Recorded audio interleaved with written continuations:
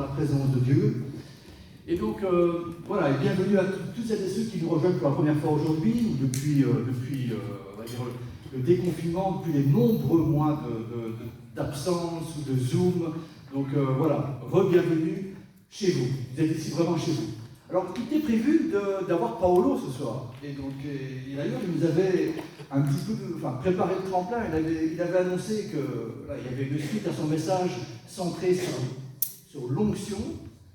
Il avait même évoqué, donc, il en était au démarrage des fiançailles avec, en tout cas, de la croisée des routes entre Mirella et lui. On aurait voulu en savoir plus. Et puis là, donc, il vient prêcher aujourd'hui, pas de chance. Enfin, ça n'est ironique à la semaine prochaine. Hein, donc, vous savez que Paolo donc, est parti, enfin, en tout cas, il est parti avec Benoît. Nos deux pasteurs sont partis donc, en Suisse pour enseigner là-bas en Suisse. Hein, donc, et moi, je les rejoindrai demain matin à 9h, mais donc, depuis mon bureau. Voilà, donc, moi, c'est par virtuel et eux, c'est directement en présentiel. En tout cas, voilà pourquoi Paolo n'est pas là ce soir. Et donc, ça m'a contraint à trouver un thème qui, en tout cas, à demander à Dieu un thème qui rentre dans sa démarche de reparler du Saint-Esprit, de l'onction de Dieu, de ce que... Il y a peut-être... Oui.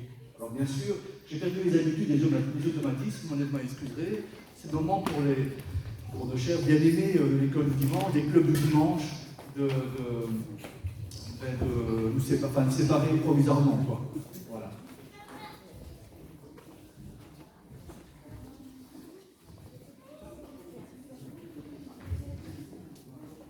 Merci en tous les cas pour ce rappel.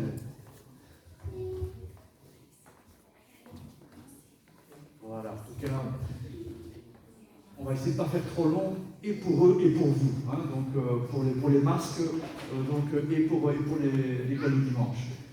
Club du dimanche, excusez-moi, donc il faut que j'arrive à switcher. Alors donc, j'aimerais intituler ce partage, justement, donc, comme l'intitulé derrière moi, un vent de liberté.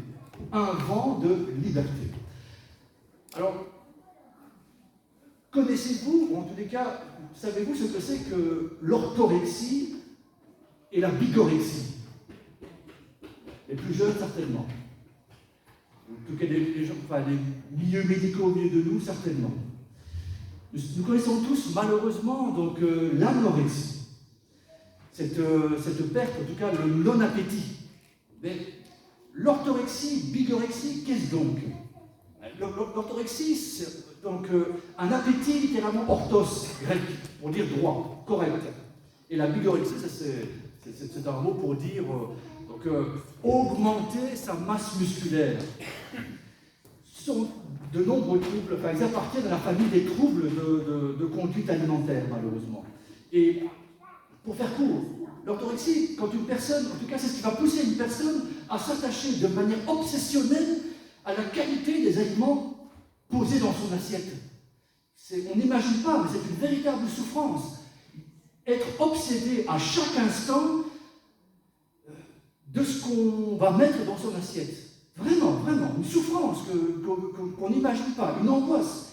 Et ces personnes ont lu et relu des dizaines d'ouvrages de diététique, souvent très pointus et souvent contradictoires d'ailleurs.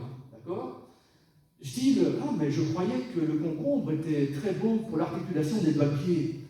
Mais non, en fait, c'est très mauvais pour les rides. Enfin, des personnes qui, dans leur souffrance, pensent tout connaître sur les aliments, et tellement elles en connaissent, elles ne mangent plus rien. Tellement crispées, angoissées par ce qui se passe dans l'assiette. Et ce n'est pas du tout une moquerie, c'est une vraie souffrance, avec tout ce que ça implique de combat, de lutte. La bigorexie, c'est autre chose. C'est aussi dur à détecter, parce que c'est des gens qui prennent très soin d'eux, en fait. Ils soignent leur alimentation, ils prennent soin de leur corps et tout ça. La bigorexie, c'est le sport, la musculation qui deviennent une maladie. Les personnes qui sont tellement fixées sur l'augmentation de leur masse musculaire, les muscles doivent tellement grossir qu'ils en font une maladie.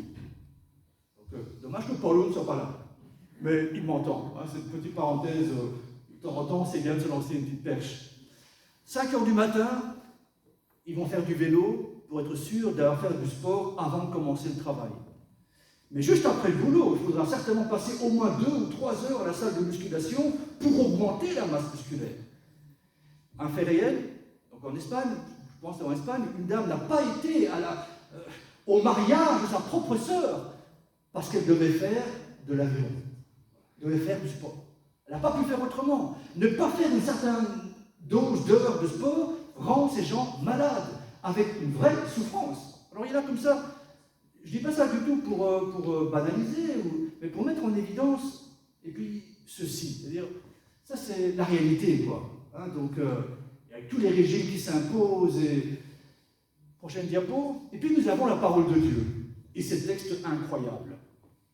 Texte, prochaine diapo si possible, voilà, merci. Donc c'est des textes que nous connaissons tous, hein. Donc le psaume 139, voilà, déjà rien que celui-là, je te loue. Voilà, c'est toi qui m'as formé, qui a formé mes reins, qui m'a tissé dans le ventre de ma mère. Je te loue de ce que je suis une créature si merveilleuse. Tes œuvres sont admirables et je le reconnais bien. Mon corps n'était pas caché devant toi lorsque j'ai été fait ou tissé dans le secret, tissé dans les profondeurs de la terre. Je n'étais encore qu'une masse informe, mais tes yeux me voyaient. Et sur ton livre étaient inscrits tous les jours qui m'étaient destinés avant qu'un seul d'entre eux n'existe. Ça, c'est le projet de Dieu qui nous aime, non pas parce que nous sommes plus grands, plus petits, trop gros, trop minces aussi. Non, il nous aime parce qu'il nous a toujours aimés, avant même notre premier cri.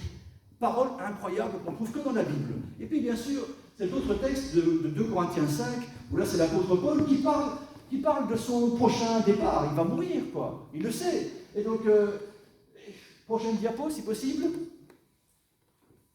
Nous savons, alors quand il parle de la tente, c'est son corps. C'est une façon métaphorique, une image pour le corps. Donc nous savons en effet que si notre habitation terrestre ou la tente, qui n'est qu'une tente, voilà, est détruite, nous avons dans le ciel un édifice qui est l'œuvre de Dieu. Une habitation éternelle, qui n'est pas faite par la main de l'homme.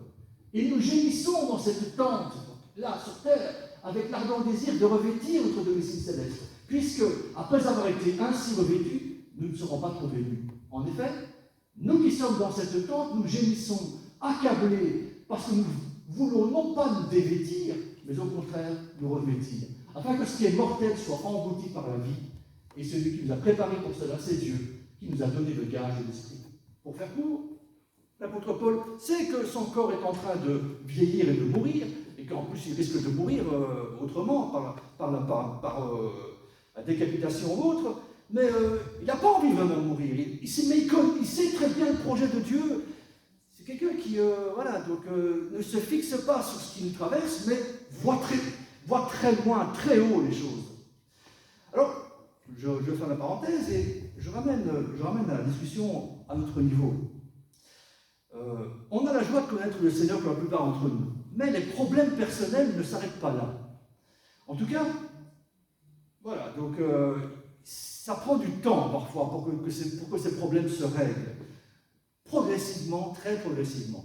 Convertis, heureux d'être sauvés, pardonnés, destinés à vivre éternellement dans la présence de Dieu.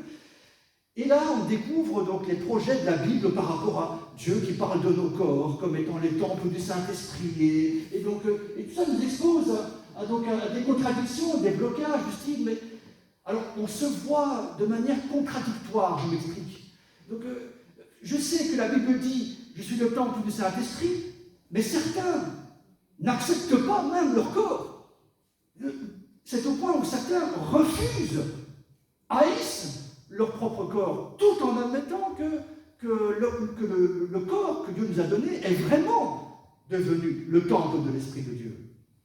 Mais parce que notre corps ne correspond pas aux critères qu'on nous a mis dans la tête, qui très souvent ne correspondent pas du tout aux critères qui viennent de Dieu, et dont la Bible nous laisse de réelles traces, de bonnes traces, eh bien je vous laisse imaginer quelle vie chrétienne difficile on peut vivre comme cela. On sait qu'on est le temple du Saint-Esprit, mais on n'aime pas du tout l'image qui se reflète de nous-mêmes. On sait que Dieu a des grands projets, il nous demande en tout cas d'entretenir notre corps, parce qu'un autre corps transformé nous attendra quelque part ailleurs, mais en temps le passage sur terre est dans cette contradiction. Je vous laisse imaginer toutes les tensions, toutes les contradictions, tous les blocages qui se mettent en place. Mais la bonne nouvelle, c'est que ce soir, un vent de liberté souffle sur Halle et partout ailleurs. C'est-à-dire que je crois que le Seigneur se soucie de nous, de vous, de moi. Et il voit la souffrance. Donc quand je parlais de bigorexie, anorexie, tous les orexies possibles, c'est pas de la rigolade. On peut aller jusqu'à en mourir. Donc c'est une vraie souffrance psychologique, émotionnelle, affective, tout ça, mais qui pousse jusqu'à la mort parfois, jusqu'à une souffrance vraiment physique mortelle. Et donc je pense que Dieu se soucie de tous ces blocages, de tous ces problèmes profonds qui sont présents certainement au milieu de nous, au milieu de ces enfants qu'il aime d'un cœur entier. Ou peut-être dans ta vie ce soir, toi qui ne le connais pas. Et c'est justement l'occasion de voir quel est ce Dieu qui parle ce soir par sa parole, par exemple. En tout cas, si Dieu se soucie de toi, sache que Dieu souffre avec toi de cette situation. Et qu'aujourd'hui, la souffrance peut se terminer. Parce qu'un vent de liberté semble, et même plus que sembler, souffle. Mieux que cela, Dieu veut vraiment nous guérir de tous ces blocages, débloquer ces situations de toutes ces souffrances, de contradictions, de tensions, plein de choses. Le but, ce n'est pas que nous devenions, bien sûr, des narcisses. Vous connaissez la mythologie grecque un petit peu, Narcisse. Et donc, fou amoureux de son reflet. Amoureux de lui-même, jusqu'à en mourir. C'est pas ça, là. On n'est pas... Dieu n'a pas... C'est pas le plan de Dieu, ça. Mais ce que Dieu veut pour chacun d'entre nous, c'est nous aider à changer de regard sur nous-mêmes, certainement. Peut-être à nous voir avec les yeux de Dieu. Et par là, laisser que Dieu puisse débloquer tous des nœuds au fond de nous, des nœuds, des trucs cachés, en tout cas des profonds malaises qui suscitent malaise, souffrance et autres angoisses, mais auxquels le Seigneur entend mettre un point final aujourd'hui, si on le laisse faire. C'est sans doute ça, si on le laisse faire. Alors, vous savez comme moi que tous ces nœuds, tous ces blocages freinent le Saint-Esprit dans nos vies. Ils freinent ce qu'il veut faire dans nos vies. Tout ça freine aussi tout ce que Dieu veut faire au travers de nos vies. C'est bien de le redire. En effet, comment pouvons-nous aimer tous nos prochains? C'est quand même ce qu'il nous a demandé. Donc, aimer ton prochain comme toi-même. Comment pouvons-nous le faire, l'appliquer, si déjà nous nous détestons nous-mêmes? Si nous rejetons l'image que nous avons sous les yeux. Et puis, comment aimer, mais aussi comment être aimé, comment se laisser aimer, sans mettre des murs, des barrières, des résistances et autres traverses de protection. Je pense que beaucoup de problèmes de couple sont aussi liés à cela. Donc, ce soir, on a eu déjà un premier écho de ce que Dieu veut débloquer des choses au sein d'un couple. Je pense qu'il veut l'élargir à chacun de nous dans des domaines que Dieu aime, la profondeur. C'est tout à fait le contraire de l'évangile à l'eau de rose, qui fait du superficiel. Ah, crois à Jésus, tu seras riche, tu seras en bonne santé, tu auras une grande maison. Tout du McDonald's spirituel. Tu payes, tu as tout ce que tu veux. C'est pas ça l'évangile. L'évangile, c'est le travail de Dieu dans les profondeurs de nos vies. Là où personne ne peut toucher, personne ne peut aller. Même où les psychologues les plus affûtés sont incapables de mettre le pied. Dieu y va. Et il va, encore une fois, si on le laisse faire. Mais il va, voilà. Comment Dieu pourrait-il nous guérir? Prochaine diapo. C'est toujours la même chose. Psaume 107, 20. Il envoya sa parole et il est guéri. Et sa parole, il l'a envoyée, je crois, il y a 2000 ans. Il est venu. Sa parole faite chair est venue. Il a guéri plein de monde. Il continue de le faire aujourd'hui. Et la Bible, qui encore une fois ne fait pas de la psychologie là-dessous, nous invite à réfléchir et à méditer sur cette parole de Dieu, qui nous rappelle une vérité biblique qui est toujours vraie, désormais, depuis la venue de Jésus, depuis sa montée au ciel, depuis qu'il a déversé son esprit, Dieu vient en personne habiter en nous. Et c'est là que je fais le lien avec ce que Paolo a dit la semaine passée et ce qu'il dira la semaine prochaine. Dieu vient en personne habiter ton corps, notre vie. C'est ce qu'on appelle, c'est le beau terme théologique de l'inhabitation de Dieu. Dieu vient habiter, mais dans la profondeur de la personne. C'est-à-dire que ce n'est pas juste à côté de moi, ou ou au-dessus de moi, ou en dessous. Non, non, non, non. Dieu vient là où personne ne peut aller. Il vient au cœur même de l'impossible zone de ta vie. Voilà. Des zones les plus barricadées, fermées, parce que peut-être, et tout le monde a eu l'occasion de vivre des traumatismes, des problèmes, de toutes sortes. Voilà. Dieu veut habiter notre petite personne. Et ça, c'est le projet fou de Dieu qu'il a prévu pour toute l'humanité et également pour toi ce soir. Si, encore une fois, tu comprends ce que Jésus veut faire sur terre et que tu acceptes justement de lui donner ta vie et de poursuivre dans ce chemin, plus que de la vie, poursuivre. Alors c'est quoi le fait que Dieu vienne habiter en toi, en moi? C'est difficile à comprendre, évidemment, très difficile à comprendre. Donc Salomon lui-même avait construit un édifice pour que Dieu habite au milieu de son peuple Israël. Un grand édifice, ok. Mais Salomon n'est pas idiot, hein, donc il fait écrire 1 Roi 8, 27. Mais quoi, en sa prière? Dieu habiterait-il véritablement sur la terre? Voici les cieux, et les cieux des cieux ne peuvent pas le contenir, combien moins une maison que j'ai construite. Bien sûr. Ce qui est vrai pour un temple fait de pierre et de briques, est tout autant avec notre vie. Avec une différence. C'est que le Dieu infini dont parle Salomon, le Dieu dit éternel, révélé en Jésus-Christ, que rien ne peut contenir, il ne vient pas habiter dans un bâtiment fait de pierre, de briques ou de bois ou autre chose. Non, non, non. Désormais, en Jésus-Christ, il vient habiter nos corps, il vient habiter nos vies, il vient habiter des créatures vivantes. Et pas n'importe quelle créature vivante. Parmi toutes celles qu'il a créées, c'est justement chez celles qui lui ressemblent le plus. Celles qui sont faites à son image et à sa ressemblance. Ça veut dire que si nous accueillons Dieu dans notre vie, en accueillant son Fils Jésus-Christ, c'est pas difficile, c'est pas un fardeau pour lui de venir habiter en nous. Au contraire, c'est une joie, un délice, un plaisir pour lui d'habiter en nous. Il est en nous, chez lui. Voilà. C'est ça, vous comprenez? Voilà, nous sommes faits à son image, sa ressemblance. Aucune créature, même quand bien même on trouverait la vie quelque part ailleurs, dans une autre galaxie, donc on découvre des univers un peu partout maintenant, c'est la grande mode. Donc quand bien même il y aura encore une autre vie, aucune créature dans les univers, les multivers ne ressemble à Dieu autant que nous. Il peut venir en nous, il est encore chez lui.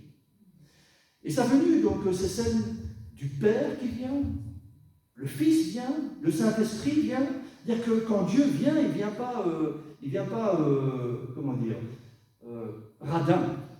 Non, non, non.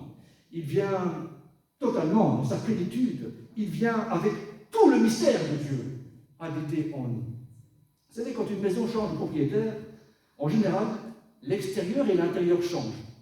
On marque les nouveaux propriétaires, n'est-ce pas? Donc, j'ai eu le bonheur d'accueillir un nouveau locataire appelé Cody, un chien. Eh bien, la venue de ce chien a changé et l'intérieur et l'extérieur de ma maison. C'est malheureux, mais heureux. Je vous laisse deviner à combien plus forte raison quand l'invité s'appelle Dieu. Qu'est-ce que ça change dans nos vies? Quand Dieu vient habiter en nous, eh bien, il y a toujours des signes de sa présence qui se manifestent, qu'on le veuille ou non. Et parmi ces signes, on ne va pas tous les faire, évidemment, il y en a tellement, mais on va en tout cas en épingler deux pour faire court. Le premier, c'est on ne sait pas être autrement que joyeux, en fait. Et alors, quelle joie? On ne parle pas de la joie de la victoire, je ne sais pas, il y a un match de foot, il y a des matchs de foot, je pense, aujourd'hui, non? Bon. Et il y en aura encore demain, enfin. C'est pas la victoire des Jeux Olympiques, ou c'est pas. Non, non, non, c'est même pas la victoire du super gagnant de la loterie du siècle. Non, non, même pas. C'est la joie vécue par Jésus-Christ lui-même. Vous avez le texte là plus haut, hein, donc Luc 10, 21. En ce moment même, Jésus tressaillit de joie par le Saint-Esprit et il dit: je te loue, Père, créateur du ciel et de la terre. Donc, de ce que tu as caché ces choses aux sages, aux intelligents, que tu l'as révélé aux enfants. Voilà. Donc, et Jésus a été envahi par la joie de Dieu. Et donc, c'est cette joie-là qui se met en place quand vraiment on laisse Dieu venir habiter en nous. Dieu vient habiter en nous et nous sommes vraiment dans la joie. Et c'est normal, celui qui vient, c'est pas la reine d'Angleterre ou Joe Biden, je sais pas. Non, c'est le roi des rois, le roi et le seul maître de l'univers, le créateur de tout. Et en plus, il vient avec de très bonnes intentions. Il ne vient pas comme un huissier de justice, récupérer, prendre ce qui lui est dû, par la force s'il le faut, pas du tout. Il vient pour nous faire du bien. Il vient pour nous bénir, nous consoler, nous pardonner. Il vient amener la vie là où il n'y a que désert, mort, destruction, blocage de toutes sortes. Enfin, il vient amener la vie avec un grand V. Alors les temps ont été durs, tout le monde l'a vécu. Et ils le sont encore. Ces derniers mois, 2 dernières années pratiquement, ont été marqués par quantité de problèmes de toutes sortes, santé, solitude, détresse, désespoir, deuil, d'argent, donc des gens qui même pour simplement nourrir, se loger, se chauffer, c'était de la galère tout le temps. Et je crois qu'on va encore malheureusement récolter le fruit de ces 2 années Covid pendant longtemps. Mais nous avons, je crois, en tant qu'enfants de Dieu, ce soir en tout cas, à redécouvrir, vivre et revivre la joie quand Dieu vient habiter nos vies. Amen. Redécouvrir cette joie, tressaillir de joie par le Saint-Esprit. Parce que Dieu vient nous habiter avec tout le mystère de sa personne. Alors laissons-nous vraiment, aujourd'hui, laisser que Dieu nous envahisse de cette joie. La même joie dont l'apôtre Paul parle, alors qu'il n'est pas du tout dans une belle villa de l'Empire romain, le long de la côte méditerranéenne, Mare Nostrum, pas du tout, non. Paul, il écrit d'être joyeux alors qu'il est au fond du trou, au fond d'une prison romaine, puante et insalubre au possible, pas de droit de l'homme pour venir vérifier les prisonniers, et Paul, probablement à Rome, écrit, Philippiens 4.4, « Réjouissez-vous toujours dans le Seigneur », je le répète, réjouissez-vous. Mais si Paul a pu dire cela, et je crois que quand Paul dit les choses, il les vivait. C'est pas du pipeau, c'est pas juste de l'écriture. Si Paul a pu vivre ça dans des conditions aussi difficiles qu'étaient les siennes, nous pouvons tous ce soir, que quoi que ce soit que nous traversions. L'évangile, c'est très pratique. D'autres frères l'ont vécu. Rien n'a changé aujourd'hui par rapport à ces problèmes-là.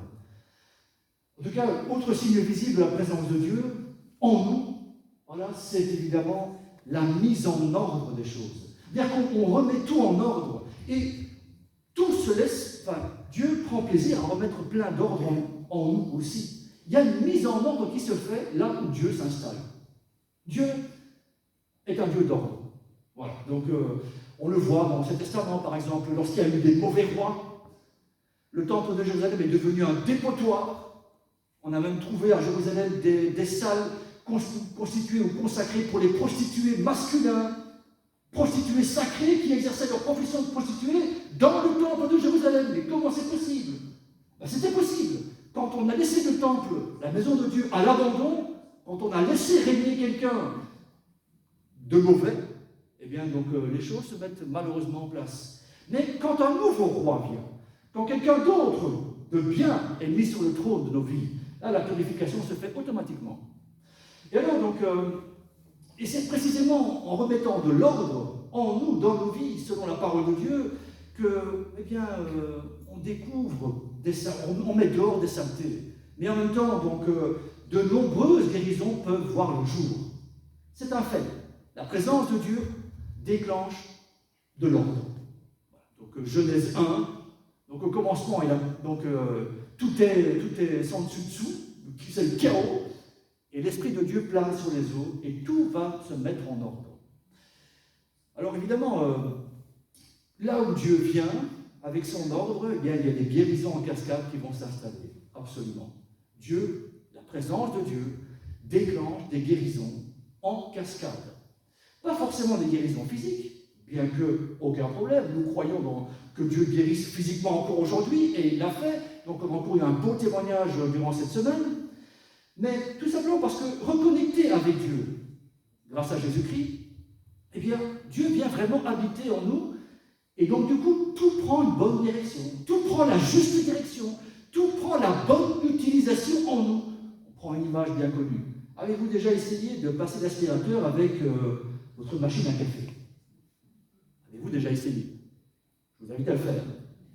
Ou alors, avez-vous jamais essayé de faire du café serré à l'italienne avec un aspirateur?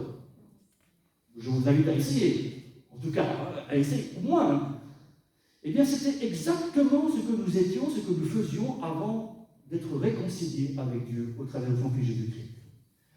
Nos vies n'avaient aucun sens. C'est-à-dire que nous faisions de nos vies, de nos corps, de nos projets, tout et n'importe quoi. Donc, c'est-à-dire déconnecté de Dieu, eh bien, c'est lui qui est la source de la vie, de l'amour, de tout ce qui rend vraiment heureux. On était déboussolés. Nous allions dans tous les sens, brebis perdues, comme un aspirateur, essayant d'aller contre sa nature et au point de vouloir produire un café serré à l'italienne. Ça n'a pas de sens, et c'est exactement ce que nous faisions. Nous vivions contre notre nature. Mais Dieu, dans son amour, alors que nous étions égarés, loin de lui, même pas préoccupés par lui, il décide de venir habiter en nous. Et il vient remettre de l'ordre dans nos vies, dans nos finances, dans notre compréhension. Mais non, Dieu n'est pas un monstre. Il faut qu'il nous fasse comprendre. Mais non, notre compréhension des autres, les autres ne sont pas des ennemis, les autres ne sont pas des concurrents. Ce sont des frères, c'est un prochain qu'il faut aimer. Ah d'accord. Et même nous-mêmes, nous sommes des créatures merveilleuses, faites à son image, psaume 139. Dieu vient mettre de l'ordre dans nos relations avec lui, avec les autres. Oui, l'amour de Dieu, le pardon réciproque sont des choses possibles. Et puis Dieu met de l'ordre aussi avec nous-mêmes, dans notre propre relation avec nous-mêmes. Ça paraît bizarre de le dire, mais Dieu corrige nos images et notre relation avec nous-mêmes. Vous savez, depuis Genèse 3, plus rien ne va dans l'humanité, plus rien ne va. C'est pas moi, c'est lui. C'est pas moi, c'est l'autre. Ah non, mais moi, j'ai pas voulu prendre le fruit défendu. Non, c'est la femme que tu as mis à côté de moi. Donc en fait, c'est ta faute, mais c'est pas moi, c'est la femme, c'est l'autre. Non, c'est pas la femme, c'est le serpent qui a venu me tenter. Bref, c'est pas moi, c'est l'autre. Mais du coup, l'être humain, lui-même ne sait plus qui il est. Il a perdu son identité qui se trouvait uniquement dans sa connexion avec le Seigneur. Et là, les effets du péché ne sont pas banals, vous l'avez compris. C'est grave. Et ça va dans tous les domaines. Notre nature, nous sommes faits pour vivre en communion avec Dieu. C'est là que nous trouvons c'est là, nous sommes faits pour ça. Nous sommes programmés pour ça. Donc, détachés de lui, on vit contre notre propre nature. Avec le péché, tout est désorganisé en nous. On vit loin de lui, loin de Dieu, en faisant des choses qui lui déplaisent, et bien donc, en faisant des choses qui n'ont ni queue ni tête contre nous-mêmes, à l'égard des autres. Enfin, on vit dans un état que la Bible décrit comme un état de rébellion, de révolte. Mais la bonne nouvelle, c'est que tout cela n'a jamais empêché Dieu de vous aimer. Jamais. Tout ça n'a jamais empêché Dieu de tout faire pour venir habiter jusqu'en vous, si vous le voulez. Plus encore, grâce au sacrifice de son Fils, au don du Saint-Esprit qu'il nous fait, il vient vraiment habiter dans nos vies, mettre les choses en ordre, mettre de nouveau tout dans un bon état de marche. Et donc, Dieu veut débloquer plein de choses dans ta vie ce soir. Un vent de liberté souffle sur Halle et partout ailleurs, je le crois. En fait, les obstacles que nous avons au fond de nous, qui sont encore là, que personne ne connaît, nous seuls nous les connaissons, eh bien, c'est tout le reste, tous les restes de notre vie passée sans Dieu. Voilà. Tous les restes du péché, pas forcément que les nôtres, parfois même des péchés des autres sur nous. Les obstacles qui détruisent notre relation avec Dieu, avec les autres, avec nous-mêmes, mais aussi toute l'œuvre que Dieu veut faire en nous, ça bloque. Et ça brise, ça gâche notre joie, la joie que Dieu veut nous donner. Alors, ce soir, quels sont donc les blocages de ta vie? Voilà. Et je crois qu'il y en a. Nous en avons tous. Je ne suis pas un grand prophète de le dire, malheureusement. Hein. Mais avec quoi tu luttes? Et avec quoi tu luttes encore et encore? Que Dieu connaît. Et ce soir, il invite, en tout cas, à t'aider à prendre conscience qu'il y a vraiment un vent de liberté qui souffle. qui peut te dégager complètement de ces obstacles. Alors, chrétien et orthorexique, anorexique, bigorexique, que sais-je, alors que nous sommes invités à nous réjouir de la nourriture que Dieu nous donne. Dieu pourvoit généreusement à la nourriture, il le fait tous les jours et plusieurs fois par jour, s'il vous plaît. Et donc, nous sommes encouragés en sa parole à rendre grâce à Dieu dans ces moments bénis où on se rend compte que Dieu pourvoit dans les détails pour nos vies autour de nous, tous les jours, plusieurs fois par jour. Eh bien, au lieu de faire seulement un moment de grâce et de fête, certains y voient un moment d'angoisse, de torture, de peur. Vous vous rendez compte? Voyez vous-même comment le diable est parvenu donc à faire croire que la bénédiction de Dieu, mangée à sa faim, est en fait une malédiction. Mais c'est son domaine de prédilection. Et nous déjouons ce soir ces pièges. C'est le même qui avait tenté et qui avait réussi à faire croire tout et n'importe quoi à nos aïeux Adam et Ève au sujet d'un fruit, n'est-ce pas? C'est le même qui change, qui fait croire que la bénédiction de Dieu est une pure malédiction. Et on est toujours là. Rien n'a changé. Dans le monde, rien n'a changé. Mais avec Dieu, en Jésus-Christ ce soir, tout peut changer. Je le crois vraiment. Et là, je ne prends qu'un exemple alimentaire, anorexie, bigorexie et autres. Mais que dire de tous les autres blocages, tous les autres freins, donc, qui ne sont pas simplement publics, alimentaires, etc., et qui sont vraiment donc, des entraves à la vie du Saint-Esprit en vous, à l'œuvre qu'il veut faire au travers de vous. Ces blocages émotionnels, affectifs, depuis la peur de l'abandon, jusqu'à la dévalorisation, la haine de soi, jusqu'à même la culpabilité de se sentir vivant. Donc, même ça. Et je vous passe toute la gamme. En tout cas, quand Dieu vient habiter en Jésus-Christ, en nous, il ne condamne personne, ça a été dit, on le redit. Dieu ne condamne personne. Au contraire, sa joie, c'est de venir vraiment habiter en nous, d'être accueilli, pour qu'il puisse nous offrir sa liberté, pour qu'il puisse dégager toutes les voies encombrées de nos vies, redresser les routes tortueuses. Et vraiment, ce soir, je crois qu'un vent de liberté, de déblocage se lève. Vous savez, le Dieu d'Israël, et j'aime beaucoup ce passage dans le livre des psaumes, il n'est pas présent, c'est celui qui débloque tout.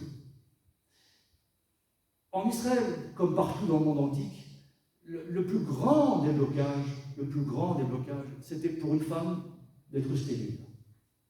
C'était vraiment le blocage humain, social, conjugal, enfin tout, religieux. La pauvre femme, c'était un poids de culpabilité horrible, horrible. Eh bien, donc le Dieu d'Israël n'a jamais caché. Donc, pour lui, il aime débloquer les choses. Et j'aime ce psaume 113, verset 9, qui nous rappelle que le Dieu d'Abraham, d'Isaac, de Jacob, le Dieu d'Israël, est un Dieu qui débloque ces situations désespérées. On nous dit, c'est lui qui donne une maison à celle qui était stérile, il en fait une mère joyeuse au milieu de ses enfants.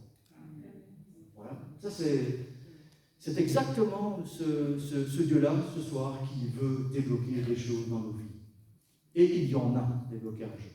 Il les connaît. Loin de nous condamner, il veut les faire disparaître.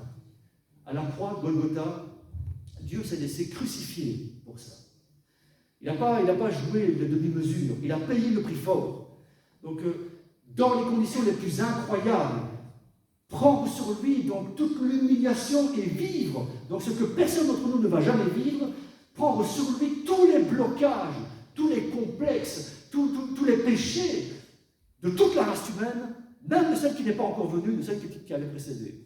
Toute l'histoire humaine, tout rassemblé, toute la crasse humaine placée sur Jésus-Christ. Là, Dieu a accompli son rêve fou de nous pardonner. Parce que son rêve est encore plus fou, de venir vraiment faire de chacun d'entre nous son domicile. Il aime être en nous, au milieu de nous. Individuellement, mais aussi entre nous. Nous sommes ici le corps de Christ. Dieu vient habiter au milieu de nous. Le moment de louange, en prédication de la parole, la prière, c'est le moment où Dieu s'élève au milieu de nous. Nous sommes vraiment le corps de Jésus-Christ. Eh bien, son rêve fou de nous remplir de lui, de sa joie, eh bien, de venir transformer, je l'ai dit dans une pensée précédente, eh bien, l'étourdi de notre vie. Voilà, donc, très souvent, quand nous l'accueillons dans notre vie, nous accueillons le grand roi dans un piètre taudis. C'est un pléonasme de léger, un euphémisme, ça. Hein. Donc, on l'invite dans le bois quand on l'invite chez nous.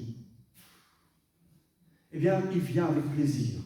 Il vient avec plaisir et il vient nous aider justement, à bouleverser, à remettre de l'ordre, à transformer ce taudis de nos vies en un palais royal, resplendissant, digne de sa présence, digne de sa gloire. Alors, je l'ai dit et je le redis, ce soir, c'est vraiment un soir où Dieu veut souffler sur nous. C'est une image, évidemment. En tout cas, Dieu fait lever un vent de liberté, vous croyez? La question, c'est qui veut s'exposer à ce vent? On vous invite à un moment de silence devant Dieu, tout simplement. Et j'invite le groupe de louanges à revenir et peut-être que nous chanter le nom de Jésus, cette tour aux quatre vents. Parce qu'il n'y a pas d'autre nom. Il n'y a pas d'autre nom. Donc, le meilleur des psychologues, le meilleur des psychothérapeutes, le meilleur des psychanalystes, donc si tant est qu'il y en ait qui soient chrétiens, eh bien, ne peut pas aller dans ces domaines aussi malgré toute leur science que nous apprécions et, donc, et que nous voulons honorer, bien sûr, ne peuvent pas aller dans certains domaines où c'est une réserve personnelle consacrée à Dieu, vous comprenez? Et là, il n'y a que Dieu qui peut mettre son doigt et qui veut débloquer les choses. Alors, je vous invite donc, en procédant de louange, à nous placer devant Dieu et laisser que Dieu fasse son œuvre. Vraiment.